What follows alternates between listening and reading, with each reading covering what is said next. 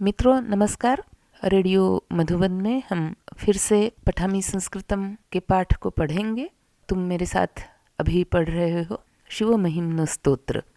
ये एक बहुत सुंदर छोटा सा स्तोत्र है जिसमें भाव लालित्य और भाषा लालित्य, छंदों का सौंदर्य अत्यधिक है। थोड़ा सा समझने में कठिन है लेकिन इसका आनंद हम ले सकते हैं। तो इसे पढ़ते हुए हम आज और अगले कुछ रविवार चलेंगे। आज हम दूसरे श्लोक से आरंभ करते हैं क्योंकि पहला श्लोक हम पढ़ चुके हैं। कवि कहता है, अतीतः पंथानं तव च महिमा वाङ्मनसयोरतद्व्यावृत्यायं चकितमभिधत्ते श्रुतिरपि सकस्य स्तोतव्यः कतिविधगुणः कस्य विषयः पदे त्वर्वाचीने पतति न मनः कस्य न वचः। तव च महिमा अर्थात तुम्हारी महिमा, अतीत पंथानम वांग मनसयो अर्थात वांग मनसयो हो पंथानम अतीतः अर्थात वाचा वांग और मन, इन दोनों के सोच से परे, इन दोनों की पहुंच से परे, इन दोनों के रास्ते से परे है, अतीत है अर्थात उनसे पार पाने वाली नहीं है। अतद व्यावृत्या यम, यम अर्थात जिस तुम्हारी महिमा को, श्रुति ही अपि अर्थात वेद भी किस प्रकार वर्णन करते हैं, तो अतद व्यावृत्या अर्थात यह कह करके कि तुम यह नहीं हो, यह नहीं हो, यह नहीं हो, यह भी नहीं हो। नेति नेति न इति न इति न इति, क्योंकि तुम क्या हो ये वो नहीं बता पाते हैं, तो केवल ये बताते हैं कि तुम क्या नहीं हो। और क्या नहीं हो मतलब कौन सी ऐसी मर्यादित वस्तुएं हैं जो तुम नहीं हो, क्योंकि तुम मर्यादाओं से परे हो। और चकितम, और तुम्हारा वर्णन करते हुए वेद भी चकित अर्थात विस्मय में डूबे रहते हैं, क्योंकि उन्हें भी पता नहीं चलता कि तुम कौन हो और तुम्हारी महिमा कितनी अपार है। और अभिधत्ते अर्थात तुम्हारा वर्णन करते हैं, चकितम अर्थात विस्मय में डूब करके। और वेद तुम्हारे वर्णन के लिए क्या कहते हैं कि स कस्य स्तोतव्यः, कि तुम्हारी महिमा का वर्णन किस प्रकार किया जा सकता है। कतिविध गुणः, तुम्हारे किन किन गुणों का वर्णन किया जा सकता है। कस्य विषयः, तुम्हारे किस विषय में बात की जा सकती है।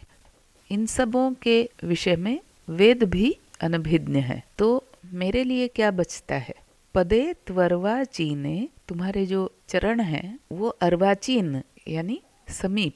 सहसा अर्वाचीन शब्द का प्रयोग काल के सापेक्ष किया जाता है, प्राचीन और अर्वाचीन, लेकिन यहाँ कवि ने उसे समीपता के भाव से व्यक्त किया है कि तुम्हारे जो चरण हैं वो मेरे समीप हैं, तुम्हारी महिमा बहुत दूर है, बहुत अपार है। तो चूंकि तुम्हारे चरण समीप हैं तो किसका पतति न मनः कस्य, किसका मन उन्हीं में नहीं डूबेगा। और पतति न कस्य वचः, और किसकी वाणी भी तुम्हारे चरणों में ही नहीं डूबेगी।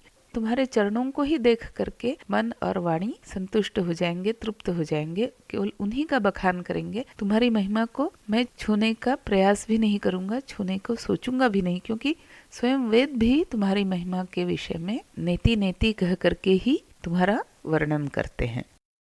अगले श्लोक में कहते हैं, मधुष्फीता वाचः परममृतं निर्मितवतस्तव ब्रह्मन् किं वागपि सुरगुरोर्विस्मयपदं ममत्वेतां वाणीं गुणकथनपुण्येन भवतः पुनामीत्यर्थेऽस्मिन् पुरमथनबुद्धिर्व्यवसिता तवैश्वर्यं यत्तज्जगदुदयरक्षाप्रलयकृत् त्रयी वस्तु व्यस्तं तिसृषु गुणभिन्नासु तनुषु अभव्यानामस्मिन् वरदरमणीयां रमणीं विहन्तुं व्याक्रोशिं विदधत इहैके जडधियः।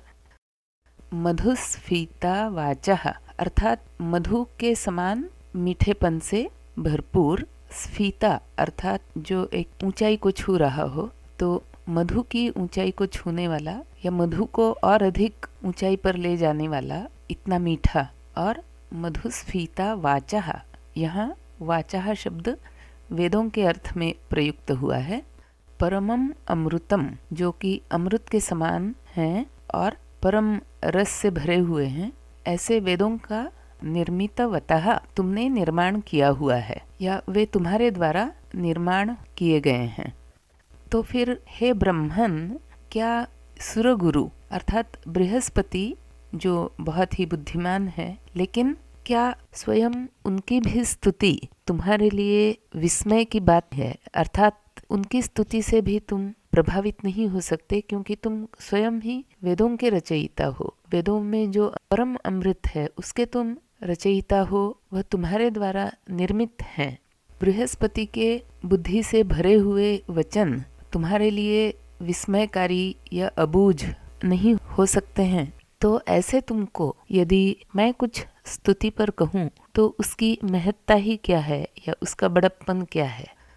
लेकिन यह स्तोत्र मैं इसलिए लिख रहा हूँ कि तुम्हारे गुण कथन के पुण्य से मेरी वाणी पुनीत हो सके। तो कितना सुंदर अर्थ यहाँ भरा है।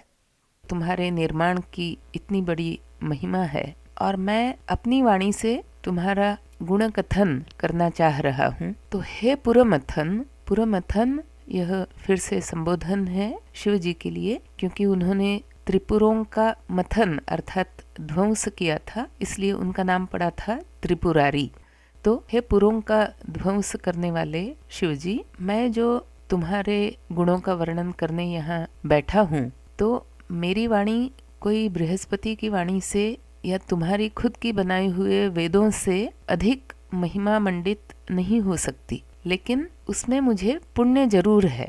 तो यह मेरी जो वाणी है, एताम वाणीम, यह तुम्हारे गुणों का कथन करके इसे पुण्य ही मिलने वाला है। और पुनामी इत्यर्थेस्मिन बुद्धिर व्यवसिता, मेरी बुद्धि जो है उसका उपयोग करके मैं यह स्तोत्र रचने के लिए बैठा हूँ, ताकि तुम्हारे गुण कथन से मेरी वाणी विशुद्ध हो जाए, पवित्र हो जाए, पुनामी अर्थात पुनीत हो जाए। इस विचार से मैं यह स्तोत्र रचने के लिए बैठा हूँ। तो यहाँ पर कवि ने फिर से खुद शिवजी के द्वारा बनाए गए वेदों की मधुरता और बृहस्पति के वचनों की बुद्धिमत्ता दोनों के सामने अपने को छोटा बताते हुए भी यह साहस किया है कि वह शिव के गुणों का कथन करने का काम करे, इसके लिए कोई स्तोत्र रचना करे, ताकि उसकी स्वयं की बुद्धि पुनीत हो जाए।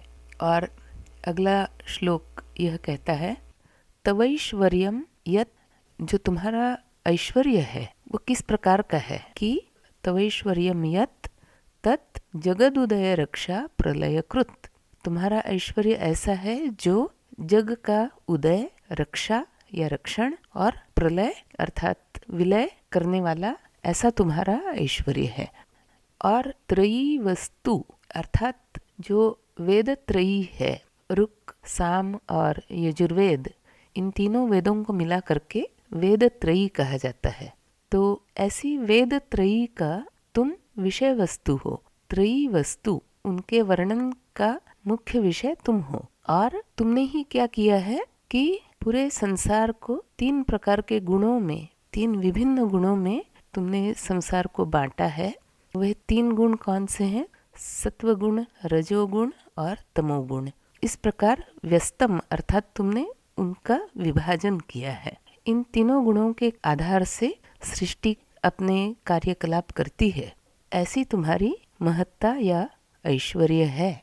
और आगे कहते हैं, अभव्यानाम अस्मिन वरद रमणीयाम अरमणीम। तो यहाँ वरद संबोधन है शिव जी के लिए, वर देने वाले वरद। तो हे शिव जी, इस प्रकार इन तीन गुणों की उत्पत्ति और इन तीन गुणों के माध्यम से सृष्टि का चलना, ये भी तुम्हारे ऐश्वर्य की ही पहचान है। लेकिन तुम्हारे इस ऐश्वर्य की निंदा करने वाले या इस ऐश्वर्य की महत्ता को नकारने वाले भी कुछ लोग हैं। तो ऐसे जो मूर्ख लोग हैं, उनकी कही हुई बातों को कुछ अन्य जो मूर्ख लोग हैं, जो अभव्य हैं, मूर्ख हैं, वे पसंद करते हैं।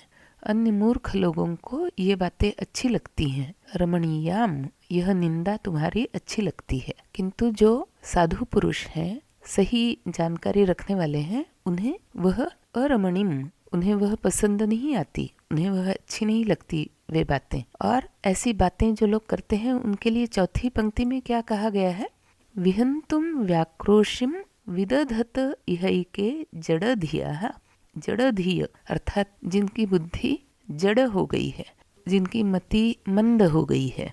तो ऐसे लोग तुम्हारे ऐश्वर्य को नकारते हैं या तुम्हारे ऐश्वर्य को वो समझते नहीं हैं या उसकी निंदा करते हैं और तुम्हारे ऐश्वर्य की बातों का वो खंडन करना चाहते हैं, नाश करना चाहते हैं। तो ऐसे लोगों की बातें साधु पुरुषों को पसंद नहीं आती, किंतु जो दूसरे अज्ञानी या मूर्ख लोग हैं उन्हें वे बातें पसंद आती हैं।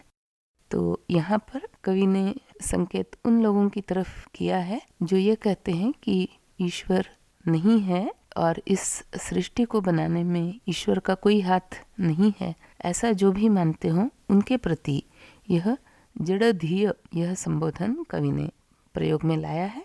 और मित्रों, इसके साथ ही हम अपना आज का पठामी संस्कृतम कार्यक्रम समाप्त करेंगे। अगले रविवार को हम फिर मिलेंगे, अगले श्लोकों को पढ़ेंगे। तब तक तुम अपनी संस्कृत की पढ़ाई को सुधारते रहो, सुनते रहो पठामी संस्कृतम, सुनते रहो रेडियो मधुबन, मुस्कुराते रहो। नमस्कार।